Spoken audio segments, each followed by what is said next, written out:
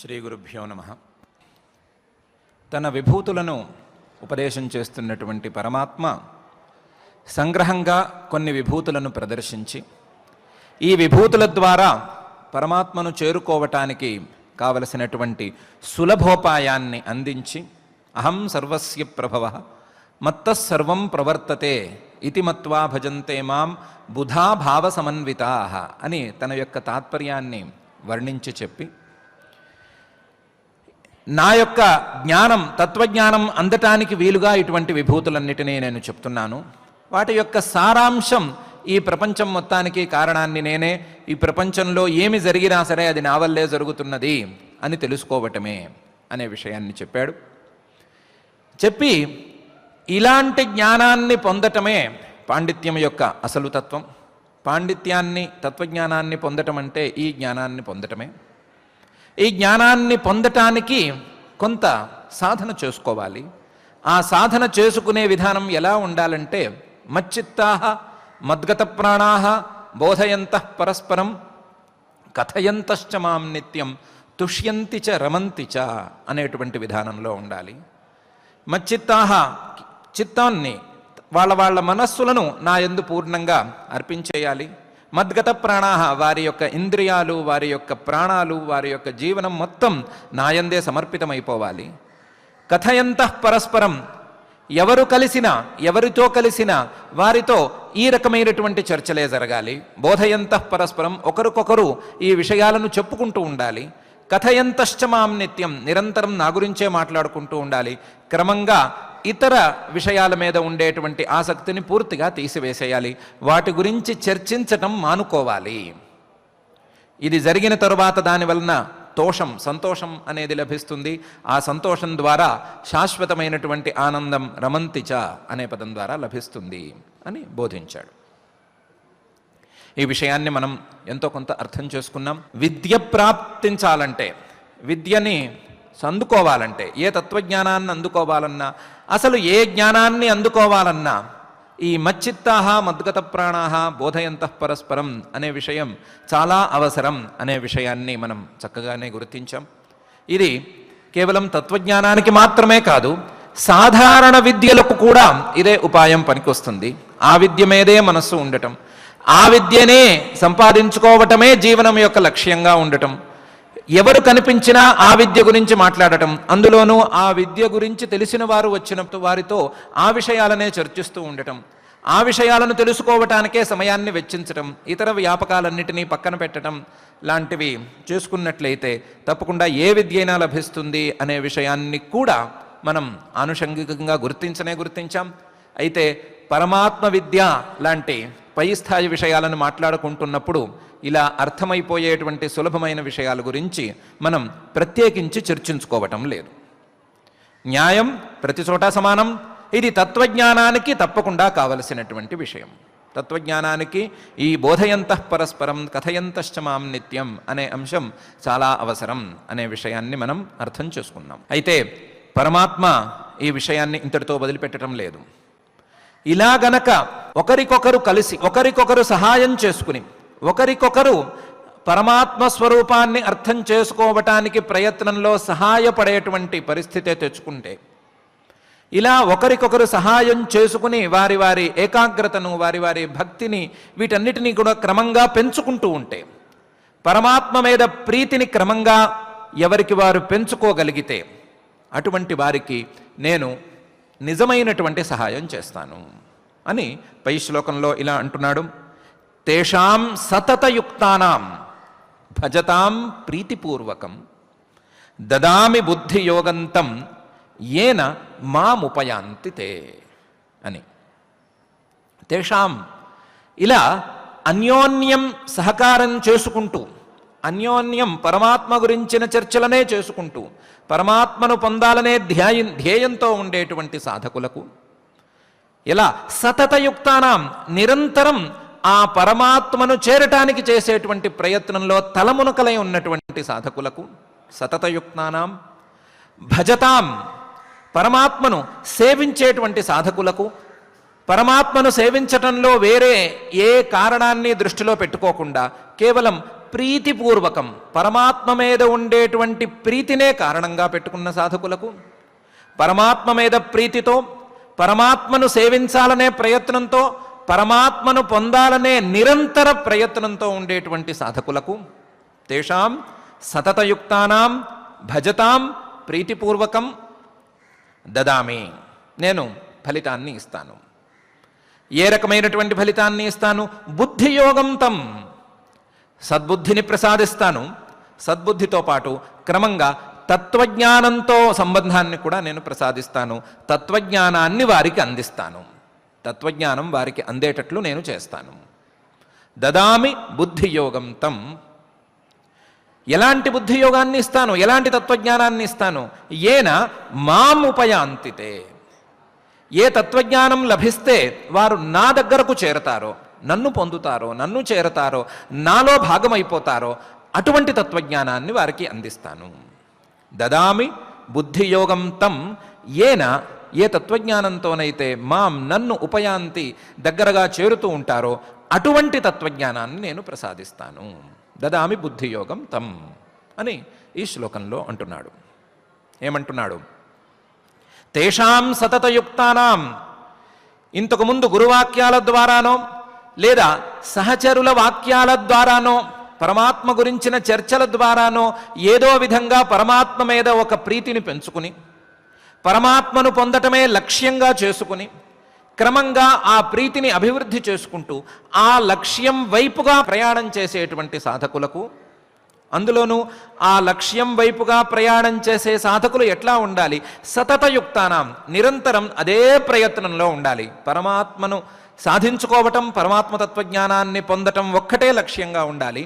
అటువంటి లక్ష్యంతో పనిచేసేటువంటి సాధకులకు, తేషాం సతతయుక్తానాం, నన్ను సేవించటం అనేది లేదా పరమాత్మను పొందే ప్రయత్నం చేసుకోవటం అనేటువంటిది ప్రధానంగా ఉండేటువంటి సాధకులకు నేను సహాయం చేస్తాను.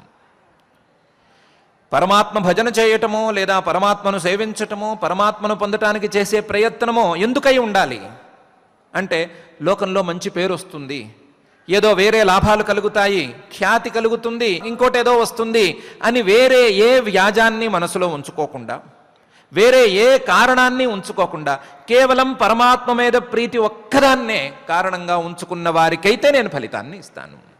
పరమాత్మ నా మీద ఉండేటువంటి అసాధారణమైన ప్రీతిని, అకారణమైన నిష్కారణమైనటువంటి నిష్కామ ప్రీతిని పెంచుకుంటూ వెళ్తే, ఆ ప్రీతి పూర్వకంగా ఆ ప్రీతితో నన్ను సేవిస్తూ ఉంటే, నన్ను సేవించాలని, నన్ను చేరాలని ప్రయత్నం చేస్తూ ఉంటే ఆ ప్రయత్నానికి నేను ఫలితాన్ని ఇస్తాను. ఎలాంటి ఫలితాన్ని ఇస్తాను? దదామి బుద్ధియోగంతం, వారికి తత్వజ్ఞానాన్ని నేను ప్రసాదిస్తాను. తత్వజ్ఞానాన్ని ప్రసాదిస్తే ఏమవుతుంది అంటే, వారి యొక్క లక్ష్యం సిద్ధిస్తుంది. వారు ప్రీతితో నన్ను చేరదామనే లక్ష్యంతో ప్రారంభించుకున్నారు కాబట్టి ప్రయత్నం, ఆ ప్రయత్నానికి ఫలితం సిద్ధిస్తుంది. ఏనమాముపయాంతితే, వారు నన్ను చేరగలుగుతారు. వారు నన్ను చేరేట్లుగా నేను వారికి మంచి బుద్ధియోగాన్ని ప్రసాదిస్తాను. అది క్రమంగానూ ప్రసాదిస్తాను. చివరికి తత్వజ్ఞానం వరకు ఉండేటువంటి అన్నిటినీ నేను ప్రసాదిస్తాను. మొదలు ప్రాథమిక స్థాయిలో సద్బుద్ధిని ప్రసాదిస్తాను. తర్వాత స్థాయిలో తత్వజ్ఞానాన్ని అందుకునేటువంటి సాధన సంపదను నేను ప్రసాదిస్తాను. చివరకు తత్వజ్ఞానం అందేంత వరకు నేను హామీగా నిలబడతాను అని చూపించటానికి ప్రత్యేకించి బుద్ధిం దదామి అనకుండా బుద్ధి యోగం దదామి అని కూడా పరమాత్మ అన్నాడు. ప్రతి దశలోనూ నేను హామీ వహిస్తాను. కాకపోతే వారి తరపున వారు చేయవలసినటువంటి పని ఏమి అంటే, సతతయుక్తి, నిరంతరం పరమాత్మ మీదే ప్రీతితో పరమాత్మనే భజించేటువంటి ప్రయత్నం చేసుకోవటం, దానికి ప్రీతి తప్ప మరొక కారణాన్ని వెతుక్కోకుండా ఉండటం అనేది ప్రధానంగా ఉంచుకోవలసిందే. పరమాత్మ మీద ప్రీతిని పెంచుకోవటం, పరమాత్మ మీద ప్రీతితో పరమాత్మ గురించి నిరంతర ధ్యాసను కలిగి ఉండటం అనేది వారి వైపు నుంచి వారు చేసుకోవలసినటువంటి సాధన. నా తరపు నుంచి నేను ఇచ్చే హామీ దదామి బుద్ధియోగంతం ఏనమాముపయాంతితే, నన్ను చేరేంత వరకు కావలసినటువంటి సాధన సంపత్తిని మొత్తాన్ని నేను వారికి ప్రసాదిస్తాను అని పరమాత్మ స్పష్టంగా ఈ శ్లోకంలో చెప్తున్నాడు. ఇలా ప్రీతిపూర్వకంగా పరమాత్మను సేవించుకున్న వారు ఎవరైనా పరమాత్మను చేరిన దాఖలాలున్నాయా అనంటే ఉన్నాయి అని మనం స్థిరంగా చెప్పుకోవాలి. చెప్పుకోవటంలో ప్రధానమైనటువంటి ఉదాహరణగా శబరి గారి ఉదాహరణ మనం చెప్పుకుని తీరాలి.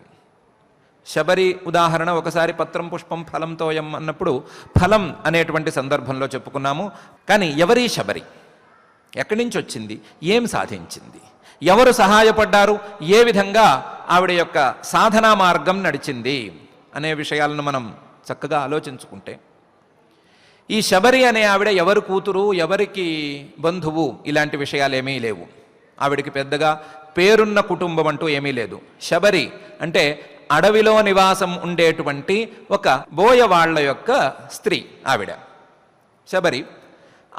ఆవిడ నివాసం ఉంటున్నటువంటి వనంలోనే మతంగ మహర్షి గారు అనే ఒక ఆయన మతంగాశ్రమం అనే పేరుతో తన ఆశ్రమంలో ఉండి తపస్సు చేసుకుంటూ ఉండేవారు. ఆయనకి శిష్యులుగా లేదా ఆయనను అనుసరించి ఆయన చేసిన ఉపదేశాల ద్వారా సాధన చేసుకునేందుకు కొంతమంది శిష్యులు ఆయన వద్దకు చేరి వారు కూడా సాధన చేసుకుంటూ ఉండేవారు. మతంగ మహర్షి గారు పాఠాలే చెప్పేవారో లేకపోతే వారికి సాధనా మార్గాలనే ఉపదేశం చేసేవారో ఇవేమీ విశేషాలేం లేవు. వారిని అనుసరించి వారికి శిష్యులుగా కొంతమంది అక్కడ తపస్సు చేసుకుంటూ ఉండేవారు. ఈవిడ చిన్నప్పుడే తల్లిదండ్రులతో వెళ్ళిందో విడిగా వెళ్ళిందో మతంగ మహర్షి గారి దగ్గరకు వెళ్ళింది. వెళ్ళిన దగ్గర నుంచి ఎందుకో మతంగ మహర్షి గారు ఈవిడికి నచ్చారు. నచ్చటం వలన ప్రతిరోజు మతంగ మహర్షి గారిని సేవించటం అనేది ఆవిడ లక్ష్యంగా పెట్టుకుంది, లేదా ఆవిడ ప్రవృత్తిలో భాగంగా పెట్టుకుంది. ప్రతిరోజు మతంగ మహర్షి గారిని సేవించటం అంటే ఏం చేస్తుంది ఈవిడ అంటే అడవిలో దొరికే పళ్ళు తీసుకెళ్ళి మతంగ మహర్షి గారికి సమర్పిస్తుంది. మతంగ మహర్షి గారంటే ఎవరు, ఆయన చేసేటువంటి తపస్సు ఏంటి, ఈయన ద్వారా నేను పొందవలసిన ఉపదేశం ఏంటి, నేనేం చేసుకోవాలి, ఇవేమీ విషయాలు శబరి గారికి ఏ వయస్సులోనూ తెలియవు. ఏమీ తెలియవు ఆవిడికి. చిన్న వయసులోనూ తెలియవు, మధ్య వయసులోనూ తెలియవు, వయసు మళ్ళిన తర్వాత కూడా తెలియవు. ఆవిడేమీ పెళ్లి చేసుకోలేదు. సాధారణ బోయవాళ్ళు ఉండేటువంటి రీతిలో తన జీవితాన్ని ఆవిడ నడుపుకోలేదు. బోయవాళ్ళు వ్యవహరిస్తున్న తీరులో పశుపక్ష్యాదులను హింసించుకునే విధానానికి ఆవిడేమీ కట్టుబడి లేదు. అటువంటి ప్రవృత్తి ఆవిడికి సహజంగానే లేదు, లేదా మతంగ మహర్షి గారిని చూసిన ఒక పుణ్యంలో లేదు, అదైతే లేదు. హింసా ప్రవృత్తి పూర్తిగా లేదు. మతంగ మహర్షి గారికి రోజు పళ్ళు సమర్పించుకోవటం అనేది ఈవిడ యొక్క కర్తవ్యం, అది చేసుకుంటూ ఉన్నది. ఆయన ఈవిడికి ప్రత్యేకించి ఫలానా మంత్రాన్ని ఉపదేశం చేస్తున్నాను, నువ్వు సాధన చేసుకో అని చెప్పింది లేదు. ఆయన కూడా ఏమీ చేయలేదు. అయితే మతంగ మహర్షి గారు సాధారణమైన మహర్షి గారు కాదు. ఆయన తనను ఆశ్రయించినటువంటి శిష్యులకి ఏ రకమైనటువంటి ఉపదేశం చేశారో, ఏ రకమైనటువంటి సాధన చేసుకుంటే వారు సత్ఫలితాలను పొందుతారు అని అనుకున్నారో, అదే ఫలితాన్ని ఈవిడ కూడా పొందాలని ఆయన కూడా అనుకున్నారు. శిష్యులతో సమానంగా ఈవిడ కూడా సత్ఫలితాన్ని పొందాలి. కానీ ఏమని ఉపదేశం చేయటం, ఈవిడికి ఏం చెప్తే ఈవిడికి అర్థమవుతుంది? అందువలన ఆయన ప్రత్యేకించి ఉపదేశం చేయలేదు. ఆయన దేహత్యాగం చేసేటువంటి పరిస్థితి ఒకటి వచ్చింది. ఇంకా దేహాన్ని వదిలిపెట్టి వెళ్ళిపోవలసినటువంటి పరిస్థితి వచ్చింది. ఆ స్థితిలో అంతకుముందు కూడా కొన్నిసార్లు ఆయన చెప్తూ వచ్చారు. ఆ స్థితిలో ఆవిడికి ఒక మాట చెప్పారు ప్రత్యేకించి. ఇక్కడకు కొన్ని రోజుల తర్వాత రాముడు వస్తాడు. వచ్చిన తరువాత ఆయనకు నాకు సమర్పించినట్లుగానే పళ్ళు సమర్పించు. పళ్ళు సమర్పించినట్లయితే ఆయన నిన్ను అనుగ్రహిస్తాడు. ఇది ఆయన ఆవిడికి చెప్పినటువంటి మాట. మతంగ మహర్షి గారు శబరికి చెప్పిన మాట. ఈవిడ మతంగ మహర్షి గారు సిద్ధి పొందిన తరువాత, ఆ శిష్యులందరూ వారి వారి దారులను చూసేసుకున్న తరువాత, ఆ ఆశ్రమంలో ప్రాణి అంటే వేరే ప్రాణులు ఉండటమే తప్ప మనుష్యులు ఎవరూ లేని రోజులు వచ్చిన తరువాత, జనసంచారం అనేది పూర్తిగా పోయిన తరువాత, జనసంచారమే లేదు, కేవలం ఆశ్రమంలో ప్రాణులంటే ఆయా పక్షులు ప్రాణులు అవి తిరుగుతూ ఉండటం తప్ప మనుషులు ఎవరూ అక్కడ లేరు. శిష్యులు వారి దారి వారు చూసుకున్నారు. ఈ మతంగ మహర్షి గారు సిద్ధి పొందారు. ఆ స్థితిలో కూడా గురువుగారు రాముడు వస్తాడని చెప్పారు, రాముడికి పళ్ళు సమర్పించమన్నారు అని ఒకే ఒక లక్ష్యం పెట్టుకుని, ఆయన మాట మనం పాటించాలి అనే ఒకే లక్ష్యంతో ప్రతినిత్యము పొద్దునే లేవటం, ఈ పళ్ళు తీసుకెళ్ళటం, ఆశ్రమంలో కూర్చోవటం. రాముడు వస్తాడు, ఆయనకి పళ్ళు ఇవ్వాలి, అందులోనూ తియ్యటి పళ్ళు ఇవ్వాలి. తియ్యటి పళ్ళు ఏమున్నాయి అని ప్రత్యేకించి పెడుతూ ఉండటం. ఆ రోజు పని అయిపోతూనే మళ్ళీ మరుసటి రోజు రావటం, రాముడు వస్తాడు, పళ్ళు కావాలి, పళ్ళు తీసుకురావటం, అక్కడ కూర్చోవటం. ఇది ఈవిడ దినచర్య. ఇంతకు మించి ఈవిడ ప్రత్యేకించి యోగ సాధన ఏమి చేసింది అనే ఉల్లేఖాలు ఏమీ లేవు, దాఖలాలు ఏం లేవు మనకి. కానీ ఈవిడి గురించిన ఇన్ఫర్మేషన్ రామచంద్ర ప్రభువుకి ఇచ్చినవాడు కబంధుడు. ఆ కబంధుడు ఆవిడ గురించి చెప్పిన మాట శ్రమణీ శబరీనామ. నువ్వు ఈ దారిలో ఇలా వెళ్ళు అని రాముడికి లక్ష్మణుడికి ఆయన కబంధుడు ఉపదేశం చేశాడు. ఫలానా ఫలానా దారిలో వెళ్ళాలి, ఫలానా చోట ఆగాలి, ఫలానా చోట ఫలానా వస్తువులు దొరుకుతాయి, వాటిని అనుభవించాలి, ఇవన్నీ చెప్పుకొచ్చాడు ఆయన. ఆ చెప్పుకురావటంలో నీకు మతంగ మహర్షి ఆశ్రమానికి వెళ్ళవలసిన అవసరం ఉంది. అక్కడ శ్రమణీ శబరీనామ ఒక ఆవిడ ఉంది. శబరి అని ఒక ఆవిడ ఉంది. ఆవిడెవరంటే చాలా సాధన చేసుకున్నటువంటి యోగ సిద్ధురాలు ఆవిడ ఉంది అని చెప్పాడు కబంధుడు. యోగాభ్యాసం ఏం చేసింది ఈవిడ? అవేం దాఖలాలు లేవు మనకి. కానీ యోగ సిద్ధురాలు ఒక ఆవిడ ఉంది. ఆవిడ దగ్గరకు నువ్వు వెళ్ళు, ఆవిడ నీకోసం తీయటి పళ్ళు ఇస్తుంది, వాటిని భుజించి నువ్వు పైకి వెళ్ళు, నీకోసమే ఆవిడ కూర్చుని ఉంది అని చెప్పాడు ఆయన. కబంధుడు చెప్పాడు. రాముడికి ఒక ఇన్ఫర్మేషన్ ఉంది. ఏమని? శబరి అనే ఒక ఆవిడ మతంగ మహర్షి ఆశ్రమంలో నా కోసం ఎదురు చూస్తున్నది. నా కోసం ఎదురు చూస్తున్నది ముసలావిడ శబరి. ఆయనకేమీ వేరే అక్కర్లేదు. కానీ మతంగ మహర్షి గారు ఈవిడికి ఇన్ఫర్మేషన్ ఇచ్చారు శబరికి, రాముడు వస్తాడు, ఆయనకి పళ్ళు ఇవ్వు అని. కానీ రాముడు ఎలా ఉంటాడు అని ఆయనకి చెప్పలేదు, ఆవిడికి చెప్పలేదు. రాముడు అనేవాడు ఇలా ఉంటాడు, రాముడు నీలమేఘశ్యాముడు, ఇలాంటివాడు అలాంటివాడు, ఇవేమీ ఆయన చెప్పలేదు. రాముడు వస్తాడు, పళ్ళు ఆయన వచ్చినప్పుడు ఇవ్వు. ఎప్పుడు వస్తాడు చెప్పలేదు, ఎలా ఉంటాడు చెప్పలేదు, ఏమీ చెప్పలేదు. రాముడు వస్తాడు, పళ్ళు సమర్పించు, ఇంతే ఆయన చెప్పాడు. ఈవిడ అడగలేదు. ఎవరాయన, ఎప్పుడు వస్తాడు అడగలేదు. రాముడు వస్తాడన్నారు, రాముడు కోసం కూర్చోవాలి. రాముణ్ణి చూస్తే నాకేమొస్తుంది అడగలేదు. రాముణ్ణి చూసి ఆయన్ని నేను ఏమడగాలి ఆవిడికి తోచలేదు. ఏమడగాలి లేదు, మనసులో లేదు. ఎందుకంటే నిష్కామ భక్తి. రాముడు అనేవాడి మీద రాముడు వాడిని ఎలా గుర్తించాలి అంటే మనసులో పెంచుకున్న భక్తితోనే గుర్తించాలి. భక్తి అంటే ఏమన్నా తెలుసా? భక్తి అంటే తెలియదు. గురువాక్యం మీద విశ్వాసం వలన వచ్చిన ప్రీతి ద్వారా తెలుసు. గురువు గారు రాముడు వస్తాడన్నారు, ఆ రాముడు నేను చూడాలి ఆయన్ని, ఇంతవరకే తెలుసు. గురువాక్యం మీద ఉండే విశ్వాసం, ఆ విశ్వాసం మీద వల్ల కలిగినటువంటి రాముడి మీద ప్రీతి. ఈ ప్రీతితో ఆవిడ నిత్యం అదే దినచర్యతో ఉంది. ఆవిడ యొక్క దినచర్య ఈ ప్రీతిపూర్వకంగా చేస్తూ ఉండటం వలన, ప్రీతిపూర్వకంగా ఒకే వస్తువుని తదేక బుద్ధితో ధ్యానం చేస్తూ ఉండటం వలన ఆవిడికి తెలియకుండానే అది యోగంగా పరిణమించింది. యోగంగా పరిణమించటం వలన యోగ సిద్ధురాలైంది ఆవిడ.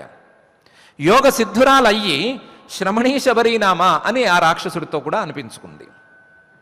రాముడు వచ్చాడు, ఎదుర్కొండా కూర్చున్నాడు, సుఖంగా గుర్తుపట్టింది. వచ్చినవాడు రాముడు అవునా కాదా అనే సందేహం ఆవిడికి ఏమీ లేదు. రాముడు కాళ్ళు చక్కగా పట్టుకుంది, పాదం పట్టుకుని నమస్కారం చేసుకుని అక్కడ ఆయన ఎదుర్కొండా కూర్చుంది. తను సమర్పించదలుచుకున్నటువంటి పళ్ళు సమర్పించింది. ఆశ్చర్యంగా రాముడు ఆవిడ్ని చూసి అడిగిన ప్రశ్నలు చాలా విచిత్రంగా ఉన్నాయి. ఏమని ఉందంటే, నీ తపస్సు బాగా సాగుతోందా? నీ తపస్సుకొచ్చే విఘ్నాలన్నీ పోతున్నాయా? నీకు తపస్సుకు ఏ రకమైన విఘ్నాలు లేకుండా ఉండే స్థితి ఉందా? తపస్సు బాగా సాగుతోందా? ఇంకా ఆశ్చర్యంగా, నీలో ఉండేటువంటి కోపం ఇవన్నీ పోతున్నాయా లేవా అని అడిగాడు. తపస్సు యొక్క లక్షణం మనం చాలాసార్లు అనుకున్నాం కదా. తపస్సు చేసుకుంటూ ఉంటే క్రమంగా లోపల మనకే తెలియకుండా దయ పెరుగుతూ ఉండాలి ప్రాణుల మీద. దానితో పాటు సత్యం అభివృద్ధి చెందాలి. మన నోట్లోంచి అబద్ధం అనేది దానంతటదే రావటం ఆగిపోవాలి. నోట్లోంచి వస్తే అది సత్యమే అయ్యేటువంటి స్థితి రావాలి. దీనికి తోడు శరీరము మనస్సు రెండు కూడా పవిత్రంగా ఉండేటువంటి అలవాటు దానంతటదే ఏర్పడాలి. మనసులోనూ ఏ రకమైనటువంటి దుర్గుణాలు ఉండకూడదు, శరీరంలోనూ ఏ రకమైనటువంటి అపరిశుభ్రత ఉండకూడదు. అపరిశుభ్రత అనేది మళ్ళీ వేరే రకంగా నిర్ణయించవలసినటువంటి అంశం. నీకు కోపము ఇలాంటి దుర్గుణాలన్నీ పోతున్నాయా? తపస్సుకు ఏ రకమైనటువంటి విఘ్నాలు లేకుండా ఉంటోందా? తపస్సు బాగా సాగుతోందా? లాంటి ప్రశ్నలు వేశాడు. ఆవిడిని చూడంగానే ఈవిడ తపస్సులో ఉంది అని ఈయనలా కనిపెట్టాడు. శబరి కదా ఆవిడ, బోయజాతి స్త్రీ కదా. ఆవిడ్ని పట్టుకుని నువ్వు తపస్సు బాగా చేసుకుంటున్నావా అని ఎలా అడిగాడు అంటే చూడంగానే అర్థమైపోతోంది. ఆవిడకున్నటువంటి సిద్ధి, ఆవిడిలో ఉండేటువంటి సాధనా పరిపాకం రాముడు లాంటి తత్వవేత్తకి చూడంగానే సులభంగా అర్థమైపోయింది. అందువలన ఆవిడ్ని నువ్వు బాగున్నావా, ఇక్కడంతా ప్రశాంతంగా ఉందా, ఎండకి వానకి ఇబ్బంది లేకుండా ఉందా లాంటి సాధారణ ప్రశ్నలు ఏమీ వేయకుండా కేవలం తపస్సుకు సంబంధించిన ప్రశ్నలు మాత్రమే వేశాడు. తర్వాత ఆవిడతో కాసేపు గడపటానికి ఆశ్రమంలో చుట్టూ తిరిగాడు. తిరిగినప్పుడు ఆవిడ ప్రధానంగా చూపించింది తన గురువు గారి మహిమల్లో ఏమేమి చూపించిందంటే, ఆ మతంగ మహర్షి గారు శబరిలో విశ్వాసం నెలకొల్పటానికి కొన్ని పనులు చేసి వెళ్ళారు. ఏం చేసి వెళ్ళారు? మతంగ మహర్షి గారు లేకపోయినా సరే మతంగ మహర్షి గారు వెలిగించిన అగ్నిహోత్రం అలాగే ఉంది కొన్ని వందల సంవత్సరాల పాటు. మతంగ మహర్షి గారు చేసుకున్నటువంటి పూజ తాలూకు పూలు ఇంకా వాడిపోకుండా అలాగే ఉన్నాయి. అలాగే అక్కడ ఉండేటువంటి తామర పూలు, చిన్న చిన్న కొలంలో ఉండేటువంటి తామర పూలు ఇవన్నీ కూడా వాడకుండా ఎప్పటివప్పటివి అలాగే ఉన్నాయి, ఏమీ కదలటం లేదు. అలాగే మతంగ మహర్షి గారు స్నానం చేసి మడిబట్ట ఆరేసుకున్నారు ఓ చెట్టు మీద. ఆ చెట్టు మీద ఆరేసిన మడిబట్ట తాలూకు తడి ఇంకా ఆరిపోలేదు, అలాగే ఉంది, కొన్ని వందల సంవత్సరాల పాటు అలాగే ఉంది.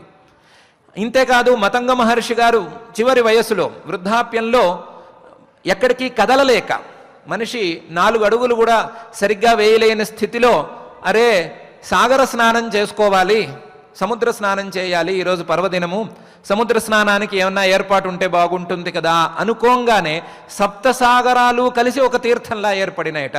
ఆ సప్తసాగర తీర్థం అనేది ఎలా ఉంది, దాని ప్రభావం ఏంటి, ఇలాంటి విషయాలు ఆవిడ చెప్పుకుంటూ వచ్చింది. అప్పుడు కూడా తన గురువు గారి మహిమనే ఆవిడ చెప్పింది, గురువుగారి గురించే మాట్లాడింది.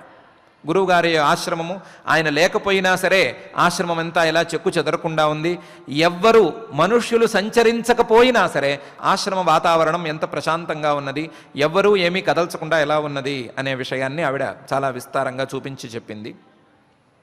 రాముడు కూడా చూశాడు, ఆవిడ ఇచ్చిన పళ్ళు తిన్నాడు. తిన్న తరువాత ఆవిడ అనుమతి ఇప్పించమంది. నాకు అనుమతి ఇప్పించండి, నేను ఇంకా ఈ శరీరాన్ని విడిచిపెట్టాలి. అంతే, నీకు విడిచిపెట్టే సమయం ఆసన్నమైతే తప్పకుండా చేసుకోమన్నాడు. చేసుకోమంటే ఆవిడ చక్కగా యోగాగ్నిలో తన శరీరాన్ని విడిచిపెట్టి, రాముడి ముందే తన శరీరాన్ని పూర్తిగా విడిచిపెట్టి రాముడి కళ్ళ ముందే పైలోకాలకు ప్రయాణం చేసింది. సాధనా స్థాయిలో పై స్థితికి చేరటానికి ఆ సాధకురాలు పైకి వెళ్ళిపోయింది. తను చేసుకున్నటువంటి సాధనకు పరిపూర్ణమైన పరిపాకాన్ని ఆవిడ ఆ జన్మలో అనుభవించింది. ఇది ఎట్లా సంభవించింది అంటే, గురువాక్యం మీద ఉండేటువంటి విశ్వాసం, ఆ విశ్వాసం వలన రాముడు అనేటువంటి పరమాత్మ మీద తను పెంచుకున్నటువంటి ప్రీతి, ఆ ప్రీతిపూర్వకంగా తను చేసుకునేటువంటి నిత్యక్రియ, ఈ బలంతో ప్రీతిపూర్వకం చేసుకునేటువంటి ఈ భజనతో పరమాత్మను చేరాలి అనేటువంటి ప్రయత్నంతో ఆవిడ ఈ సిద్ధిని పొందగలిగింది. ఈ విషయంలో మనకు ఏ సందేహము అక్కర్లేదు. రామాయణాన్ని చక్కగా పరిశీలించి చూస్తే ఇదే విషయం మనకు ప్రస్ఫుటమవుతోంది. ఆ విషయాన్నే పరమాత్మ ప్రత్యేకించి చెప్తున్నాడు. ఇలా ఒకరికి కాదు, ఎంతమంది చేస్తే అంతమందికి కూడా ఇలాంటి సిద్ధినివ్వటానికి నేను సిద్ధం. ఒకరు కాదు, ఇద్దరు కాదు, ఒకరి మీద పక్షపాతం కాదు, మరొకరికి తక్కువ స్థాయి అనే ఉద్దేశము లేదు.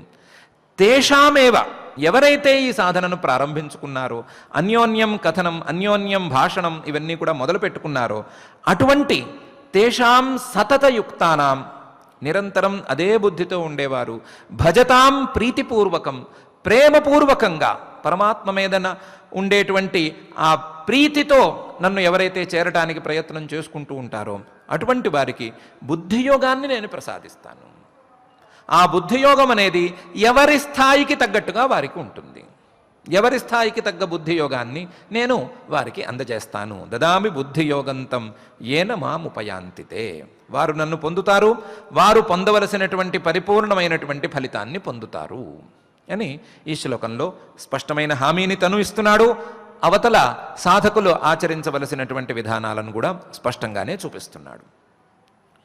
అయితే ఈ హామీ ఎందుకు, ఈ బుద్ధియోగం మాకెందుకు, బుద్ధియోగం ద్వారా తత్వజ్ఞానం ద్వారా మేము పొందవలసింది ఏముంది అని అంటారేమో. అలా అనుకోవద్దు. ఉంది, దానివలన పొందవలసింది ఒకటి ఉంది. కష్టాల నుండి శాశ్వతమైనటువంటి నివారణ, దుఃఖాల నుండి పరిపూర్ణంగా తప్పించుకోవటం, శాశ్వతమైనటువంటి ఆనందం లభించటం అనేటువంటి ఫలితం ఉంది. అసలు కష్టాలు ఎందుకు కలుగుతున్నాయి అని ఆలోచించుకోవాలి. కష్టాలు ఎందుకు కలుగుతున్నాయి అంటే శరీరం మీద ఉండేటువంటి ధ్యాస వలన కలుగుతున్నాయి. ఈ శరీరము, ఈ జన్మ, ఈ శరీరానికి సంబంధించినటువంటి వస్తువులు, వీటి మీద ఉండేటువంటి భ్రమల వలన, వీటి మీద ఉండేటువంటి వ్యామోహాల వలన, వీటి మీద ఉండేటువంటి మోహాల వలన కలుగుతున్నాయి. ఈ కలుగుతున్నటువంటి కష్టాలు ఎప్పుడైతే ఆ భ్రమలను పోగొట్టుకోగలుగుతారో సాధకులు, ఆ భ్రమలన్నిటినీ పూర్తిగా కారణంతో సహా, కూకటి వేళ్లతో సహా పిగిలించి వేసుకోగలుగుతారో అప్పుడు ఆ కష్టాల నుండి శాశ్వతమైనటువంటి విముక్తిని పొందగలుగుతారు. అది జరగాలి అంటే ఈ కష్టాలన్నిటికీ మూలమైనటువంటి భ్రమ, ఆ భ్రమలన్నిటికీ మూలమైనటువంటి అజ్ఞానం, ఈ రెండు తొలగిపోవాలి. అజ్ఞానం తొలగిపోవాలి అనంటే తత్వజ్ఞానం కలిగి తీరాలి. తత్వజ్ఞానం కలిగితేనే అజ్ఞానం పోతుంది. అజ్ఞానం పోతేనే ఈ భ్రమలన్నీ తొలగిపోతాయి. భ్రమలు పూర్తిగా పోతేనే ఈ కష్టాలన్నీ కూడా పూర్తిగా పోతాయి. అందువలన తత్వజ్ఞానం కలిగి తీరాలి. ఆ తత్వజ్ఞానాన్ని నేను అందుకనే ఇస్తున్నాను అని పై శ్లోకంలో ఇలా అంటున్నాడు. తేషామేవానుకంపార్థం అహం అజ్ఞానజంతమః నాశయామ్యాత్మభావస్థః జ్ఞానదీపేన భాస్వత అని. ఎవరైతే నన్ను ప్రీతితో, నా యందు ప్రీతితో నన్ను సేవించుకుంటూ నన్ను చేరదామని ప్రయత్నం చేసుకుంటున్నారో, ఎవరైతే నన్ను చేరేందుకు దగ్గర పడుతూ ఉన్నారో, ఎవరైతే నా యందు పరిపూర్ణమైన ప్రీతిని పెంచుకున్నారో అటువంటి వారికి తేషామేవ అనుకంపార్థం, వేరే కారణమేమీ లేకపోయినా సరే దయతో, అటువంటి వారి మీద దయ ఉండటం అనేది అవసరం కాబట్టి ఆ దయ కోసం వారి మీద అనుగ్రహంతో, అనుగ్రహ బుద్ధితో తేషామేవ అనుకంపార్థం అహం అజ్ఞానజం తమః నాశయామి, వారికి ఉండేటువంటి అజ్ఞానం వలన కలిగిన భ్రమలను నేను నాశనం చేస్తాను. అహం అజ్ఞానజం తమః, అజ్ఞానం వలన కలిగినటువంటి చీకటి, భ్రమ అనకుండా పరమాత్మ చీకటి అంటున్నాడు. వాళ్ళు చీకట్లో ఉన్నారు, చీకట్లో ఉండి మేము వెలుగులో ఉన్నాము అని అనుకుంటున్నారు. అక్కడితో ప్రారంభమవుతోంది భ్రమ. అదే వెలుగు అనుకుంటున్నారు, చీకట్లో కనిపించేదే వస్తువు అనుకుంటున్నారు, ఇదే శాశ్వతం, ఇదే మనకు దక్కేది అని అనుకుంటున్నారు. అట్లాంటిది నిజం కాదు అని వారికి ఉండేటువంటి భ్రమలను నేను పోగొడతాను. ఎలా పోగొడతాను? నాశయామి ఆత్మభావస్థ. ఆత్మభావ అంటే అంతఃకరణాశయం, మనసులో నిలబడతాను. మనసులో నిలబడి, మనసులో వారికి ఉండేటువంటి చెడు సంస్కారాలన్నీ పోయి ఉన్నందువలన, మనసు పరిశుద్ధమై ఉన్నందువలన వారి మనసులో జ్ఞానమనే దీపాన్ని వెలిగిస్తాను. ఆ దీపము యొక్క వెలుగుతో వారి యొక్క తమస్సు, అంధకారం, చీకటి, భ్రమ ఇవన్నీ కూడా పూర్తిగా తొలగిపోతాయి. ఇవన్నీ తొలగిపోవటం వలన, అజ్ఞానం పూర్తిగా పోవటం వలన, జ్ఞానమనే దీపం వెలగటం వలన, అజ్ఞానమనే చీకటి పూర్తిగా తొలగిపోవటం వలన, అజ్ఞానం వలన వచ్చినటువంటి చీకట్లు, భ్రమలు కూడా పూర్తిగా తొలగిపోవటం వలన వారు పొందవలసినటువంటి ఫలితాన్ని వారు పొందుతారు. కష్టాల నుండి నివారణను పొందుతారు, శాశ్వతమైనటువంటి ఆనందాన్ని పొందుతారు అని ఈ శ్లోకంలో అంటున్నాడు. చాలా నేర్పుగా అంటున్నాడు పరమాత్మ. ఏమంటున్నాడు? ప్రయత్నమైతే వారు చేసుకోవాలి. ఏమని ప్రయత్నం చేసుకోవాలి అంటే నిరంతరం పరమాత్మ మీద ప్రీతితో పరమాత్మను చేరేందుకు ప్రయత్నం చేసుకోవాలి. అటువంటి వారి మీద నాకు దయ కలుగుతుంది అంటున్నాడు. ఇతరుల మీద దయ ఉండే దయ వేరే దయ, ఇతరుల మీద ఉండే దయ సాధారణ దయ, ఇది సాధారణమైన దయ కాదు. ఇటువంటి వారి మీద ప్రత్యేకించి ఉండేటువంటి దయ, ఇది అవసరమైనటువంటి దయ. ఇలాంటి దయను కలిగి ఉండటమే పరమాత్మ యొక్క స్వభావం. తేషామేవ అనుకంపార్థం, అనుకంప దయ తప్ప మరొక కారణమేమీ లేదు. ఇటువంటి వారికి జ్ఞానం కలిగిస్తే నాకేదో లాభం, ఇలాంటివేమీ లేవు. వారి మీద దయ, వారు చేసుకున్నటువంటి సాధనాలకు ఫలితాన్ని ఇవ్వవలసినటువంటి బాధ్యత, ఈ రెండిటి ద్వారా అనుకంపార్థం నేనేం చేస్తానంటే అహం అజ్ఞానజం తమః నాశయామి, వారిలో ఉండేటువంటి భ్రమలకు కారణమైనటువంటి అజ్ఞానం, వీటన్నిటినీ నేను నాశనం చేస్తాను, వాటిని తొలగిస్తాను, నివారిస్తాను. ఎన్ని రకాలుగా చెప్పుకున్నా వాటన్నిటినీ లేకుండా చేస్తాను. ఎక్కడ ఉండి చేస్తాను అంటున్నాడు అంటే ఆత్మభావస్థ, మనసులో ఉండి చేస్తాను. మనసులో ఉండటం పరమాత్మ యొక్క అంతర్యామి యొక్క స్వభావమే కాబట్టి నేను అంతర్యామిని, మనసులో ఉండి, వారి వారి మనసులలో ఉండి, అక్కడ ఉండి ఈ పని చేస్తాను. నాశయామి అంటే ఒక కత్తి పుచ్చుకుని వాటన్నిటినీ నరికేస్తాను అని అర్థం కాదు. ఏం చేస్తాను? వారి మనసులలో జ్ఞానం, తత్వజ్ఞానం అనేటువంటి దీపాన్ని వెలిగిస్తాను.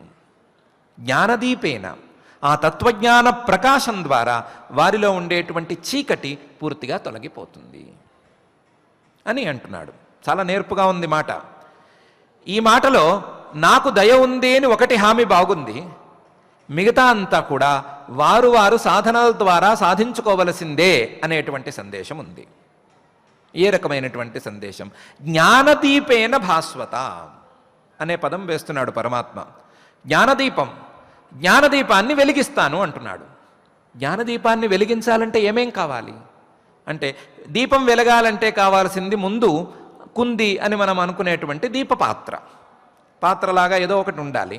అది ఉండాలి, అందులో నూనె ఉండాలి, నూనె తర్వాత వత్తి ఉండాలి, ఆ వత్తి సరి అయిన రీతిలో పేంచబడి ఉండాలి. వత్తిని సరిగ్గా పేంతే కానీ ప్రకాశం లేదా వెలుగు సరిగ్గా రాదు. వత్తి గనక అటు ఇటుగా ఉంటే వెలుగు ఇటు ఇటు ఉండదు, నిలవదు.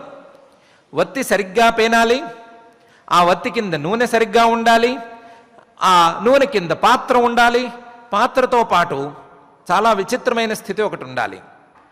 ఎక్కువ గాలి ఉండకూడదు, ఆ దీపం వెలగటానికి ఎంత గాలి కావాలో అంత గాలి ఉండాలి. దీపం వెలగటానికి ఒక నిర్ణీతమైనటువంటి వేగంతో వాయువు ఉండాలి. ఆక్సిజన్ లేకపోతే దీపాలు వెలగవు. బావులు, లోతైన బావులు గనక ఉంటే లోతైన బావుల్లోకి దీపాలను తీసుకువెళ్తే అవి వెంటనే అక్కడ కొండెక్కుతాయి, దీపాలు వెలగవు. దీపం వెలగాలంటే ఆక్సిజన్ అనేది ఉండి తీరాలి. అంటే గాలి ప్రసరణ ఉండాలి. గాలి ప్రసరణ ఎంత ఉండాలి అంటే ఆ దీపం కొండెక్కనంత ఉండాలి. ఆ వెలుగు ఆరిపోకూడదు, అంత ప్రసరణ, గాలి ప్రసరణ ఉండాలి. ఇంత ఉంటేనే దీపం వెలుగుతుంది. దీపం నేను వెలిగిస్తాను అనటం ద్వారా ఇవన్నీ సాధించుకోవాల్సిన బాధ్యత ఎవరికి ఉంది అని పరమాత్మ అడుగుతున్నాడు. పాత్ర అనేది ఉండాలా? పాత్ర అంటే జ్ఞానదీపం ఎక్కడ వెలగాలి? ఆ పాత్ర ఏమిటి అంటే పరిశుద్ధమైనటువంటి మనస్సు. ఏ రకమైనటువంటి కోరికలు లేకుండా వైరాగ్యంతో కూడి పరిశుద్ధమైన స్వచ్ఛమైన మనస్సు, దీన్ని పాత్ర అని అనుకుంటున్నాడు పరమాత్మ.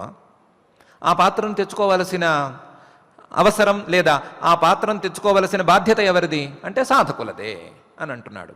పరిశుద్ధమైన మనస్సును తెచ్చుకోండి. పరిశుద్ధమైన మనస్సు అనేటువంటి పాత్ర, కుంది ఉంటే నేను దీపం వెలిగిస్తాను. దీపం ఒక్కటే ఉంటే, కుంది ఒక్కటే ఉంటే దీపం వెలగదు కదా. అందులో నూనె, స్నేహం అనేది ఉండాలి కదా. ఆ స్నేహం మీరే తెచ్చుకోవాలి. ఏమిటి అంది? పరమాత్మ మీద ఉండేటువంటి భక్తి, పరమాత్మ మీద ఉండేటువంటి ప్రీతి, పరమాత్మ మీద ఉండేటువంటి స్నేహం, ఆ స్నేహప్రసాదం అనేటువంటి నూనెను మీరే తెచ్చుకుని పెట్టుకోవాలి. పరమాత్మ మీద ఉండేటువంటి స్నేహం, పరమాత్మ మీద ఉండేటువంటి ప్రీతి, దీన్ని బాగా తెచ్చి మనస్సులో గనక పోసుకుంటే, నూనెలాగా మనసులో గనక పోసుకుంటే నేను దీపం వెలిగిస్తాను. దీపం వెలిగించడానికి నూనె, కుంది ఉంటే చాలదు కదా, మరి వత్తి కావాలి కదా. అంటే వత్తిని మీరే పేనుకోవాలి. ఆ పేనటం అనే సాధన మీరే చేసుకోవాలి. మీరే ఎలా చేసుకోవాలి అంటే బ్రహ్మచర్యాది సాధనలు ఉన్నాయి. ఎన్నో సాధనా విధానాలను ఇంతకుముందు చెప్పాం. సత్కర్మాచరణం నుండి ప్రారంభించి ధ్యానయోగం, యోగం, సమాధి యోగం, ఎన్నో యోగాలు అవన్నీ చెప్పాం కదా. వీటన్నిటినీ సాధనాలుగా చేసుకుని వాటిని పేంచుకోవాలి. అవి పేని సరిగ్గా వత్తి అనేది పెడితే జ్ఞానదీపాన్ని నేను వెలిగిస్తాను. జ్ఞానదీపాన్ని నువ్వు వెలిగిస్తావు సరే, గాలి గట్టిగా వీస్తే ఈ దీపం కొండెక్కుతుంది కదా. గట్టిగా వీచకుండా చూసుకోవలసిన బాధ్యత మీదే. ఆ కొంది చుట్టుపక్కల ఎక్కడా గట్టిగా గాలి వీచకూడదు. అందుకని ఆ గాలి వీచటం, మనస్సుకు చుట్టూ గాలి వీచటం అంటే ఏమిటి అంటే విషయతృష్ణ అనేది లేకుండా ఉండాలి. ఆయా వస్తువుల మీద రాగం కానీ, ఆయా వస్తువుల మీద ద్వేషం కానీ, మరొక భావం కానీ, పరమాత్మ మీద తప్ప ఇతర వస్తువుల మీద ఆసక్తి కానీ, ఇవేమీ లేకుండా ఉండాలి. ఈ వీటిల్లో ఏవి వచ్చినా సరే అది తీవ్ర గాలిలాగా, తీవ్రమైన వాతనలాగా ఈ దీపాన్ని కదల్చి వేస్తుంది. కొండెక్కేందుకు కూడా అవకాశం ఉంది. అసలు దీపం కదులుతూ ఉంటేనే ప్రకాశం సరిగ్గా రాదు, వెలుగు సరిగ్గా రాదు. దీపం కదలకుండా ఒకే జ్వాలగా వెలుగుతూ ఉంటేనే సరిగ్గా చుట్టూ వెలుగు వస్తుంది. కాబట్టి అది కదలినా మీకు ప్రమాదం, సరి అయిన ప్రయోజనం దక్కదు. లేదా ఈ తాకిడికి, ఈ మీ యొక్క కోరికలు అనేటువంటి గాలి తాకిడికి దీపం గనక కొండెక్కితే కృష్ణార్పణమస్తు, చేసేదేమీ లేదు. ఆ బాధ్యత కూడా మీదే అని అంటున్నాడు. పోనీ ఏమీ లేకుండా చేస్తాము, అలా లాభం లేదు, గాలి కావాల్సిందే. గాలి ఏం కావాలి? పరమాత్మ మీద ఆసక్తి అనేటువంటి గాలి కావాలి. పరమాత్మ మీద ఆసక్తి ఉండాలి, ఇతర వస్తువుల మీద ఆసక్తి ఉండకూడదు. ఇలా సరి అయిన రీతిలో మనస్సును తెచ్చుకున్న వాళ్లకు, సరి అయిన రీతిలో వారి వారి సాధనాలన్నిటినీ కూర్చుకుని మనసులో ఉంచుకున్న వారికి నేను జ్ఞానదీపాన్ని వెలిగిస్తాను. ఆ జ్ఞానదీపపు వెలుగుతో, ఆ జ్ఞానదీపం వెలుగుతుంది, దాని ప్రకాశంతో, దాని వెలుగుతో వారి మనసులలో ఉండేటువంటి అజ్ఞానం అనేటువంటి చీకటిని, ఆ అజ్ఞానం ద్వారా వచ్చేటువంటి భ్రమలు అనేటువంటి చీకట్లను పూర్తిగా నేను తొలగించేస్తాను. తత్వజ్ఞానం కావాల్సిందే. ఎందుకు కావాలి? అజ్ఞానం అనే చీకటి పోవటానికి కావాలి అనేది ఒక పాయింట్. దానికి కావలసినటువంటి సాధన సంపత్తిని సమకూర్చుకోవలసినటువంటి బాధ్యత మాత్రం సాధకులదే. వారు గనక ఇంతకుముందు చెప్పిన విధానాలతో దానిని సమకూర్చుకున్నట్లయితే నేను అనుకంపార్థం దయతో వారికి జ్ఞానదీపాన్ని వెలిగిస్తాను. మరి అన్ని సాధనాలు మేమే సమకూర్చుకోగలిగితే నువ్వు వచ్చి వెలిగించేదేముందయ్యా? వెలిగిపోతుంది కదా, వెలగదు. దీపం ఉంది, కుంది ఉంది, దాంట్లో నూనె ఉంది, వత్తి ఉంది, ఎక్కడి నుంచి వెలుగుతుంది? వెలగటానికి ఏదో కావాలి కదా, ఆ కావాల్సిందే నేను అని అంటున్నాడు పరమాత్మ. దాన్ని కఠోపనిషత్తు నుంచి తీసుకువచ్చాడు. యమే వైష వృణుతే తేన లభ్య తస్యైష ఆత్మ వివృణుతే తనూం స్వాం అనేటువంటి కఠోపనిషద్వాక్యం యొక్క స్వారస్యాన్ని పరమాత్మ ఆలంకారికమైనటువంటి రీతిలో వర్ణిస్తున్నాడు. ఆ ఆత్మస్వరూపం ఎవరికి చెందాలి అనుకుంటుందో అటువంటి వారికి ప్రత్యక్షమవుతుంది. పరమాత్మ యొక్క తత్వం ఎవరికి పడితే వారికి ప్రత్యక్షంగా కనిపించదు. ఎవరికి చెందాలి అనుకుంటుందో అటువంటి వారికి మాత్రమే తన స్వరూపాన్ని ప్రదర్శిస్తుంది అని కఠోపనిషత్తు కొంచెం గహనంగా, గంభీరంగా చెప్పింది. ఎందుకంటే ఎవరికి ప్రదర్శించాలనుకుంటుంది అంటే ఎవరైతే సాధన సంపత్తిని సమకూర్చుకోగలిగారో అటువంటి వారికి ప్రత్యక్షం అవుతుంది. సాధన సంపత్తిని సమకూర్చుకోలేకపోతే అటువంటి వారికి ప్రత్యక్షము కాదు. సాధన సంపత్తిని సమకూర్చుకోగలిగితే, మనస్సు శుభ్రంగా ఉంచుకోగలిగితే, మనస్సులో ఏ దోషాలు లేకుండా పరమాత్మ మీద ప్రీతిని సరి అయిన రీతిలో పెంచుకోగలిగితే, దాన్ని ఉంచుకోగలిగితే, సాధనాల యొక్క బలాన్ని పూర్తిగా పెంచుకోగలిగితే ఆ చివరి తత్వజ్ఞానాన్ని పరమాత్మ తన యొక్క దయతో తప్పకుండా వెలిగిస్తాడు. వెలిగిస్తాను, అనుకంపార్థం నేను వెలిగించి తీరుతాను, చివరి ప్రధానమైనటువంటి పనిని నేను చేసి తీరుతాను అని పరమాత్మ మనకు ఉపదేశం చేస్తున్నాడు. దాంతోపాటు చేయవలసినటువంటి సాధనాలన్నిటినీ కూడా మీరు చేసుకుని తీరాలి. సాధన సంపత్తిని సమకూర్చుకోవలసినటువంటి బాధ్యతను మీరే నెరవేర్చుకోవాలి. ఆ బాధ్యతను నెరవేర్చుకునే సందర్భంలో కావలసిన సహకారాలను నేను మళ్ళీ దదామి బుద్ధియోగంతం ఏన మాముపయాంతితే అనే రీతిలో నేను చేస్తాను.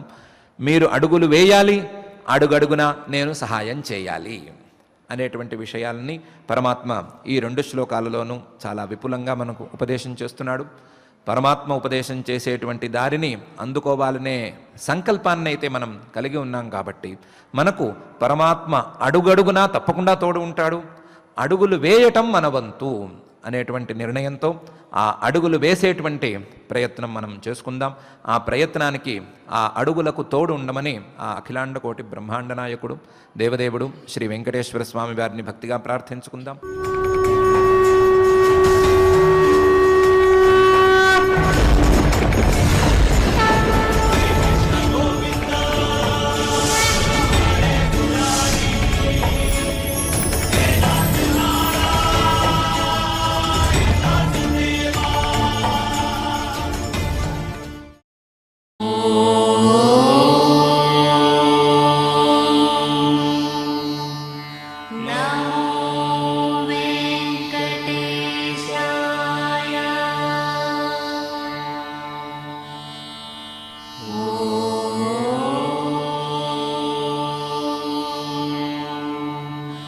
Now